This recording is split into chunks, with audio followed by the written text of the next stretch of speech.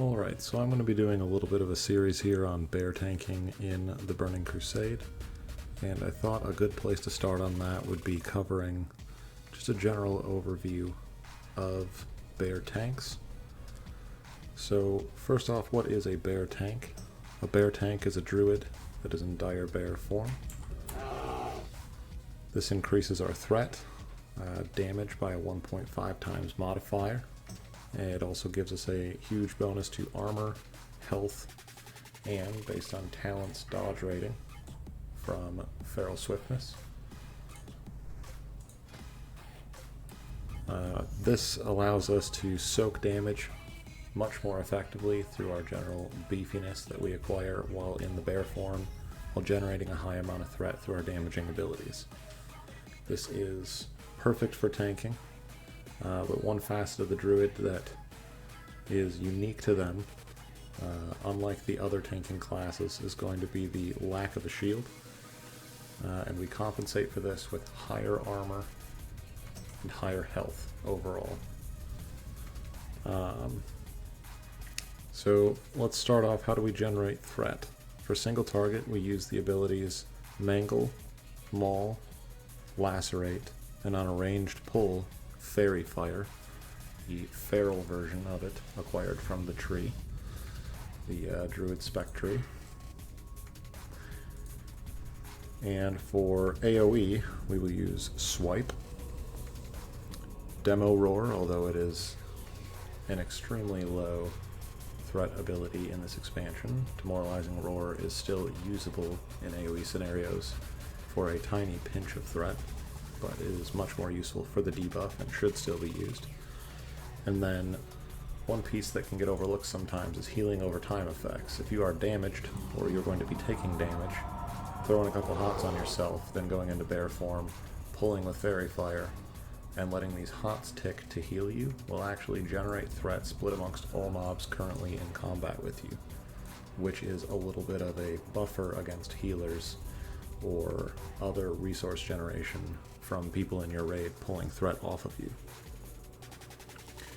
So why would you bring a bear? Of the three tanking classes, what makes bear the one that you should pick? Well, once they are geared, and I will use that qualifier very intentionally, once they are geared, they have both great threat and great survivability. Druid, as a class, brings unique abilities such as Innervate, Battle Res, Mark of the Wild, Thorns, and the Leader of the Pack aura, which I have spec'd into as well, that helps party members heal. And this 5% crit chance to melee and ranged attacks is huge for hunters and melee in your group. That's a whole lot of crit. The Druid class is just very versatile and useful. Here's a big one though. The primary reason that Druid really stands out, I would say, from the other tanking classes is right here. When you are not actively tanking a boss, you can switch to cat form and do at least twice as much damage in the exact same spec without respecking. You can swap in some off-spec gear pieces for a fight that doesn't require you to tank at all and do very respectable DPS. But even in full tank gear, if I just go cat form as a feral druid, my DPS will be twice that of any other tank that is not actively tanking a boss, which means the flexibility of the feral druid in a 25-man raid composition, which is 15 less than Classic was, and every spot therefore becomes a little more valuable.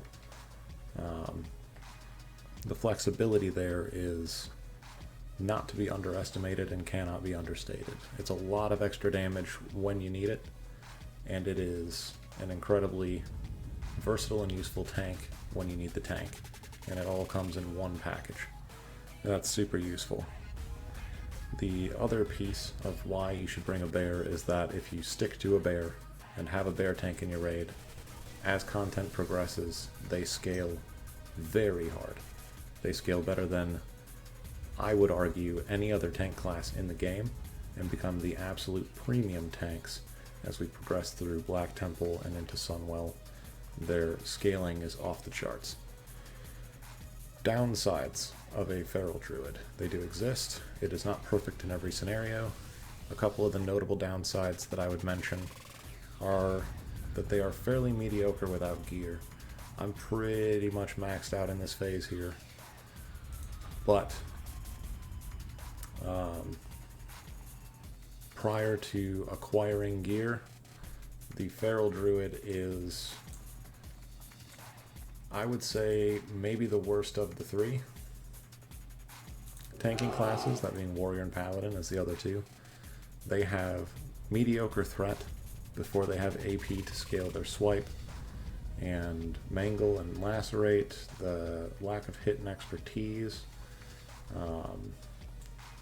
Not only do you generate fairly mediocre threat, but you also get cut through like paper. The inability to use a shield. Warriors have shield block, which helps them push over the avoidance cap. They don't get crit. So even with lacking gear, they can kind of cheese the gear requirements for the defensive purposes. Paladins have the same thing. Warriors have great cooldowns. Paladins have, I forget the name of the ability, but it drops the damage they take when they get low on health. Druids don't really have any good defensive cooldowns. Barkskin, unfortunately, triggers a global cooldown and drops your bear form, and you may as well have just stayed in bear form at that point. You can pre-pop it on a pole if you want, but outside of that, to prevent getting smacked right out the gate, it is not useful to you. You have essentially no cooldowns. You can acquire the Morose Lucky Pokwatch and Karazhan. That gives you something to click in an emergency when you're taking a lot of physical damage. But generally speaking, for progression purposes, they don't offer a lot of cooldowns that will save your butt if you get in trouble. And before they have gear, both their threat and their survivability is weak. I would argue that Paladin AoE threat is generally good just because of their kit and the way they're put together, but they tend to be pretty squishy before they get gear. Warriors are the opposite. They have pretty decent innate survivability through their cooldowns and abilities. Shield block is extremely powerful early on in the game before you have gear, compared to what the other tanks bring to the table. However, their threat can be a little bit lackluster until they have gear. Druid seems to struggle on both, in my experience. They kinda suck a little bit, to put it bluntly, before they get gear. There's going to be some gear competition as well on acquiring that gear, because some of the pieces, such as this Worgen Claw necklace out of Karazhan,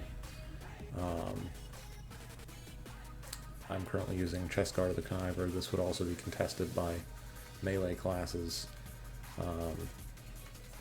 which is something that the other tanks really don't have to deal with. They're primarily just taking plate with defensive stats on it. Even if you just have a Paladin and a Warrior tank in a raid, the Paladin tank is taking stuff with defense rating and spell power half of the time, so they don't even contest each other much. But you're contested against enhancement shamans, hunters, rogues, warriors, and ret paladins, depending on the piece of gear.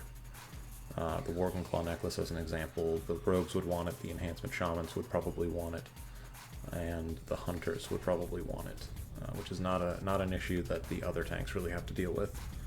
Until you get that gear, your damage is very spiky, meaning you'll take huge swaths of damage in big chunks, unlike other tanks where the damage is a bit smoother. This gets resolved with gear as you become crit immune, get super high armor, get more health to pad that health pool a bit more. But super spiky damage is what gets you killed because it's unpredictable, whereas smooth damage intake is very predictable and easy for the healers to manage as far as their mana and spell pacing is concerned. The only other downside I would say to druids is that some boss fights are just not ideal to be tanked by a druid. The one that immediately comes to mind is Illidan. The sheer ability is essentially just not really tankable by a druid. It's probably possible, but it's far from ideal. Without getting into the details, it requires very high avoidance and because you don't have a shield, you simply can't. You simply cannot hit the bar to tank that ability, so unless you are a monstrosity and can just eat it, it's just not even an option for you, and really it shouldn't be attempted if you have a better option available to you. The other one is maybe Reliquary of Souls. There's a spell that should be reflected. That's best tanked by a warrior. A warrior can kind of tank any... I would say a warrior is super versatile in that it's a great tank for pretty much any fight in the game, if I'm not missing something, whereas a druid does have exceptions where they're less than ideal. So that's a downside to the druid. Don't let those turn you off though. In general, for basically all but maybe 2-3 fights in the entire expansion, they are phenomenal tanks, and if you take the time to gear them up and progress through the different content patches and raids, by the time Black Temple comes around, you will be an absolute powerhouse. And even here in Phase 2 that just released in Serpentine Cavern and Tempest Keep, druids are already shining. They're excellent tanks. The ability to switch forms and do incredible DPS with the exact same gear and spec as your tanking offers you such crazy flexibility to your raid that you really should consider bringing a druid. I'll be doing a couple more videos here on the bear tanking. Next one will probably be on threat or mitigation, and then the third video will be on whatever the opposite of the two that I choose to do next is. So between the next two videos, you'll get threat and mitigation covered, and then we'll just kind of go from there. Thank you for checking it out, and stay tuned for more content here.